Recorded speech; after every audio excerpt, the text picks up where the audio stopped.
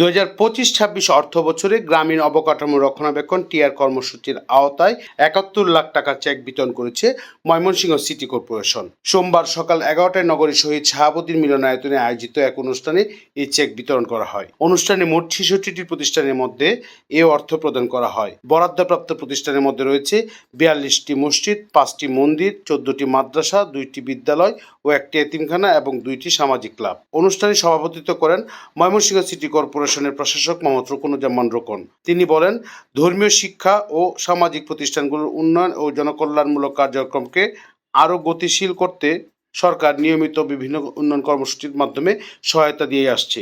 বরাদ্দকৃত অর্থ যথাযথভাবে ব্যবহার করে নির্ধারিত প্রকল্প বাস্তবায়নের মাধ্যমে জনগণের কল্যাণ নিশ্চিত করার আহ্বান জানান তিনি।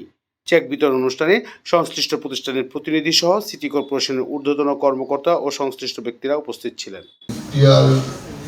প্রজেক্টের বাইরেও আমরা চেষ্টা করি প্রতিনিয়ত মসজিদ, মন্দির, মাদ্রাসা, ক্লাব, সামাজিক বা ধর্মীয় প্রতিষ্ঠানগুলোকে নানাভাবে সহযোগিতা করার জন্য। বিশেষ করে যে সকল গরিব প্রতিষ্ঠান আছে, মসজিদ, মাদ্রাসা বা মন্দির, মক্তব, ক্লাব, সেগুলোকে আমরা আমাদের সামর্থ্য দিয়ে আমরা চেষ্টা করছি। বর্তমান সিটি কর্পোরেশন আমাদের এখানে এই টাকাটা মাননীয় প্রধানমন্ত্রী জনাব তারেক রহমান দিয়েছেন। আমরা প্রথম টিআর প্রজেক্ট থেকে দিচ্ছি। আমরা ইনশাল্লাহ প্রতি 3-4 মাস পরে পরে এই শহরে যে সকল এই প্রতিষ্ঠানগুলো অর্থের অভাবে ফ্যান নাই, বাথরুম নাই, এই প্রতিষ্ঠান যেগুলো মানবিক মূল্যবোধের মধ্যে পড়ে, আমরা চেষ্টা করবো টিআর যদি আমরা নাও পাই সিটি কর্পোরেশনের রাজস্ব তহবিল থেকে হলেও।